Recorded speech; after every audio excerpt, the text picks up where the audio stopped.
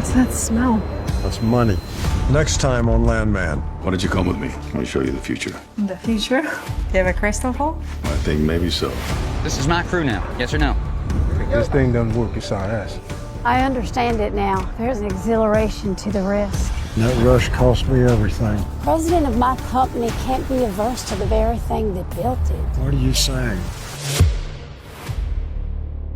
Landman Season 2 has only 2 episodes left, and next week we're about to see the twist that will shape what kind of 3rd season lies ahead. So, let's talk about it. In Episode 8, Cammy and Tommy once again found themselves on opposite sides of a decision that could determine the company's future. Since Monty's death, Tommy has mostly swallowed his doubts and followed Cammy's lead, even when he believed she was making the wrong call.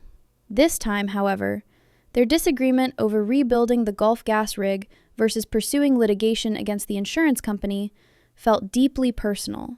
Tommy laid out the situation as clearly as possible.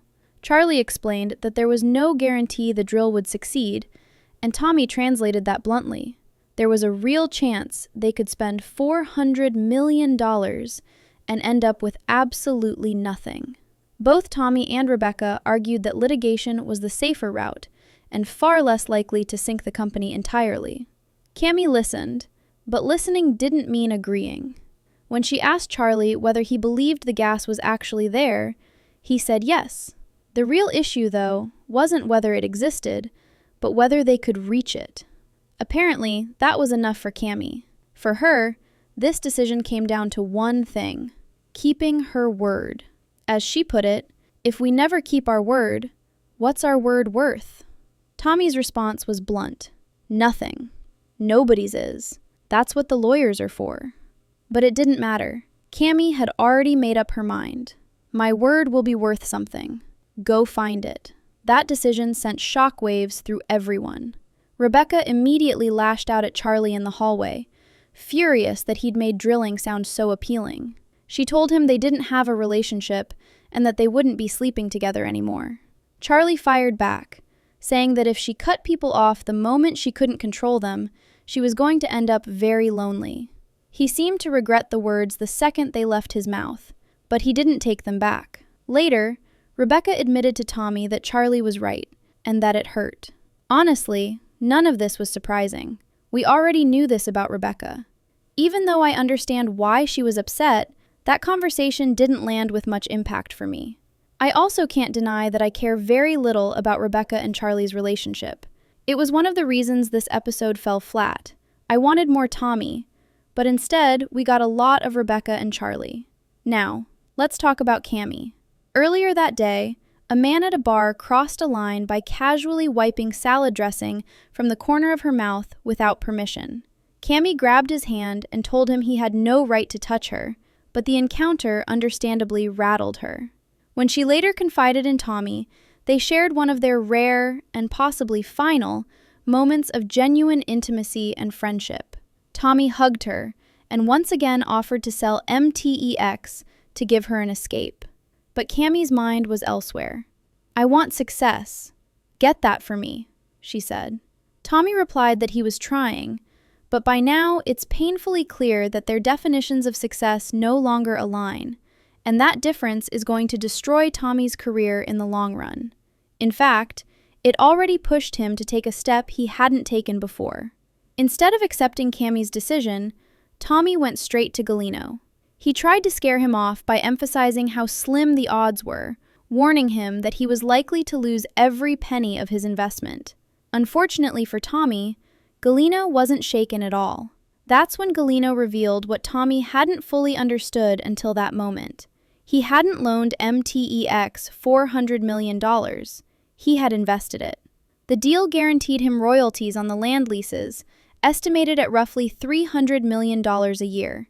And that meant something crucial. Even if MTEX collapsed and was sold off piece by piece, Galino would still win. He even admitted he wouldn't mind if the rig failed. Cammy could retire comfortably, and he'd still get paid. Tommy realized too late that Galino had structured the deal so he literally couldn't lose. In an interesting moment, the two men acknowledged Monty's competence, but also his fatal flaw. He never planned for a future where he wasn't in control. Seeing them agree on anything was rare, and honestly, I kind of liked it. The episode 9 trailer feels different from anything we've seen this season so far, and that's not by accident. Up until now, Landman has been slowly tightening the screws, letting tension build through conversations, boardroom standoffs, and quiet personal fractures. But this trailer doesn't tease possibilities, it signals impact. The title alone, Plans, Tears, and Sirens, tells us we're entering a phase where decisions are no longer private or controlled. Plans suggest strategy, the last attempts to impose order on a situation that's already spiraling. Tears point to emotional fallout, the kind that can't be hidden behind professionalism or power. And sirens? Sirens mean things have gone wrong in a way that can't be undone. They mean outside forces are stepping in. They mean chaos. What's especially unsettling is how closely this all ties back to Cammy's choice to rebuild the rig. That decision wasn't just about money or pride, it was about identity, about legacy, about refusing to back down even when the odds are brutally unclear. The trailer reinforces that this wasn't a bold move, it was a trigger. Every frame feels heavy with the sense that the machinery has already started turning, and no one is strong enough to stop it. Tommy, in particular, looks like a man who finally understands the trap he's standing in. In episode 8, he tried everything: logic, fear, even Galino himself, to slow this down. The trailer suggests that failure is now sinking in. His face, his body language, the silence around him all point to a realization that the rules of this game were never fair to begin with. Galino's deal wasn't risky, it was predatory. He positioned himself perfectly, and episode 9 seems ready to show us what happens when someone finally realizes they've been playing a rigged game. Meanwhile, the emotional weight hinted at in the trailer doesn't feel random. Angela and Aninsley's storyline, long frustrating and often disconnected, suddenly feels urgent. A rescue isn't just a plot event, it's a breaking point. It suggests danger that's real, immediate, and impossible to ignore.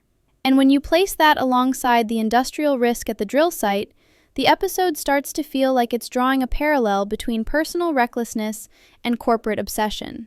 Everyone is pushing forward, convinced they can handle the fallout, and episode 9 looks like it exists to prove them wrong. There's a sense that this is the last calm before the storm, except the calm is already gone. What remains is momentum, fast, loud, and unforgiving, pushing every character toward a moment they won't be able to walk away from. One of the most striking things about the episode 9 trailer is how heavily it leans into Cooper's position, not as a rising star anymore, but as someone already standing in the fire. Episode 8 ended with his promotion, framed as earned rather than inherited, but the trailer immediately tests that claim. Leadership, in Landman, isn't about titles or introductions, it's about pressure, and episode 9 looks like the moment Cooper feels the full weight of it. The drill site is no longer a place of learning for him, it's a place of judgment. Every decision he makes now has consequences that ripple outward, affecting lives, money, and safety. The trailer's quick cuts, the tension on the rig, and the constant sense of urgency all suggest that Cooper is being forced to grow up overnight. This isn't the slow, painful education we've been watching all season. This is survival. What makes this especially unsettling is that Cooper's confidence doesn't come from arrogance, but from responsibility. He didn't chase this role. It landed on him because Tommy needed someone he trusted in a moment where trust is becoming rare. And that might be the most dangerous part of all. Tommy putting Cooper in charge wasn't just a professional move, it was emotional.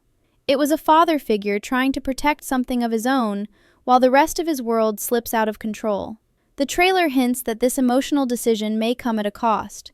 Sirens in the distance aren't just about accidents, they're about accountability. If something goes wrong on that site, Cooper won't be a symbol of progress anymore. He'll be the one everyone points to. At the same time, the trailer subtly reinforces how isolated he is. The crew may have accepted him, but acceptance under pressure is fragile. One mistake is all it takes for doubt to return. And this is where the episode's tension truly lives. Cooper has spent the entire season trying to live up to expectations that were never clearly defined, and now he's being asked to meet them in the most unforgiving environment possible. The trailer doesn't show him panicking, but that might be even more concerning. It shows focus, intensity, and resolve, the kind that often comes right before something breaks. There's also an underlying sense that Cooper's story is being used as a contrast to Cammy's. Episode 9 feels like the episode where Landman finally stops circling its themes and commits to them fully. The trailer doesn't tease twists for shock value, it builds dread by reminding us that every major character is now locked into a path they helped create. What makes this especially compelling is that none of these choices were made out of pure greed or malice. They were made out of fear, pride, love, and the desire to matter. And that's what gives this episode its weight. Cammy wanted her word to mean something in a world where promises are often just tools. Tommy wanted to protect the company and the people inside it, even when that meant swallowing his own instincts. Cooper wanted to prove he belonged, not because of his name, but because of his work. Angela wanted to save her family before it was too late. Every intention was understandable, but Episode 9's trailer suggests that good intentions don't soften the consequences when the system itself is unforgiving. What stands out the most is how the episode appears to blur the line between personal and professional collapse. The drill site isn't just a workplace anymore. It's a pressure cooker where emotional baggage, financial risk, and human error are all stacked on top of each other. Sirens aren't just signals of danger. They're symbols of exposure. Once they start, everything becomes visible. Mistakes can't be hidden, decisions can't be reframed, and blame can't be neatly assigned. That's terrifying for a company like MTEX, which has survived for so long on controlled narratives and carefully managed optics. Episode 9 feels like the moment when those narratives crack, when the truth starts leaking out in ways no PR strategy can contain. And that's where Galino's role becomes even more disturbing. He doesn't need to intervene. He doesn't need to raise his voice or make threats. The system he invested in does the work for him. At the same time, the emotional arcs in this episode feel like they're reaching a breaking point. Cooper's leadership, which has been quietly built through experience rather than entitlement, is now being tested in real time. The trailer doesn't glorify his position. It isolates him. Leadership here isn't empowering. It's lonely. Every order he gives carries risk. Every moment of hesitation could cost someone their safety, and what makes this arc so compelling is that Cooper understands that. He's not chasing authority, he's shouldering it. Episode 9 looks like the episode where the optimism around his promotion fades, replaced by the sobering reality of what being the boss actually means. And whether he succeeds or stumbles, this moment will define him going forward. There's no going back to being the kid who was learning. From this point on, every outcome will be tied to his name. Angela and Aninsley's storyline also appears to finally integrate into the core emotional fabric of the show. The trailer frames the rescue not as a victory, but as a reaction to something already spiraling. And that matters. It reinforces the idea that waiting too long to act has consequences that can't always be reversed cleanly. Just like the rig decision. Just like Tommy's delayed pushback. Just like Cammy's refusal to pause. Episode 9 seems to be saying that timing is everything, and everyone waited just a little too long. The frustration many viewers have felt with this subplot may actually be intentional in hindsight. Disconnection breeds neglect, and neglect breeds crisis. By pulling this storyline into sharper focus now, the show seems to be making a larger statement about what happens when warning signs are ignored because they're inconvenient or uncomfortable. What really makes Episode 9 feel pivotal, though, is its placement. This isn't the finale. That's important. This is the episode that locks the finale into place. Whatever happens here becomes the emotional and narrative foundation for the season's end. The trailer doesn't promise resolution. It promises acceleration. It feels like the last moment where the characters are still standing upright before the full weight of their decisions hits them, and that's where the suspense comes from. Not from wondering what will happen, but from knowing that whatever does happen will be irreversible. The show doesn't need explosions or dramatic monologues to make this effective. It just needs to let the consequences play out honestly. And if I'm being completely honest, this is the moment Landman has been building toward all season, whether it always felt that way or not. Season 2 has been uneven at times, occasionally losing momentum or focus, But episode 9 looks like the show reclaiming its purpose. It's about power structures that reward the wrong people. It's about loyalty being exploited. It's about ambition turning into a liability. And it's about the quiet realization that some deals are designed so that survival for one requires sacrifice from many. With only one episode left after this, episode 9 feels like the show's last chance to make everything click into place. To make the slow burns, the frustrations, and the character missteps feel intentional rather than accidental. If it succeeds, the finale won't need to do much more than follow through. So, as we head into plans, tears, and sirens, the real question isn't whether MTEX will survive, it's whether the people inside it will recognize the cost of survival before it's too late. Because the trailer makes one thing very clear: the deal was designed to never fail. But that doesn't mean anyone else is safe. The most haunting part of the episode 9 trailer isn't what it shows, but what it implies. The sirens, the urgency, the emotional breakdowns, all of it points to a single truth. Control is slipping from everyone's hands. And nowhere is that clearer than in how the trailer frames Galino without even needing to put him front and center. His presence hangs over every scene like a shadow. Episode 8 revealed the cruel brilliance of his deal. A structure so perfectly designed that failure doesn't just protect him, it benefits him.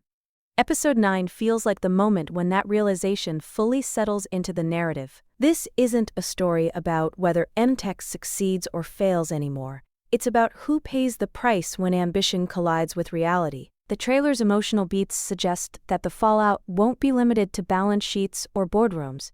Angela rescuing Aninsley is framed as an act of desperation, not triumph. It suggests that something has already gone wrong, that someone waited too long to intervene. This storyline, often criticized for feeling disconnected, suddenly mirrors the larger themes of the show. Just like Cammy with the rig, just like Tommy with the company, Angela is forced into action only after the danger becomes undeniable. And that parallel is what makes episode 9 feel so heavy. Everyone is reacting, not preventing. Tears in this episode don't feel cathartic. They feel earned. They feel like the emotional cost of ignoring warning signs for too long. What's especially effective is how the trailer avoids giving us relief. There's no moment of reassurance, no hint that things will turn out fine. Even Cooper's leadership arc, which should feel empowering, is framed with tension rather than triumph. His authority is real now, but so is the risk attached to it. Episode 9 appears to be setting the stage for a finale that doesn't revolve around a single explosive moment, but around accumulated consequences finally coming due. This is the episode where the show seems to say, "You've seen the decisions, now watch what they do," and that's why it feels so important. With only one episode left after this, Landman doesn't have the luxury of slow burns anymore. Episode 9 looks like the point where everything accelerates, where every storyline begins to converge under the weight of choices that can no longer be undone. Whether the rig succeeds or fails almost feels secondary. What truly matters is how these characters are changed by the realization that some deals are designed to survive disaster, and everyone else isn't.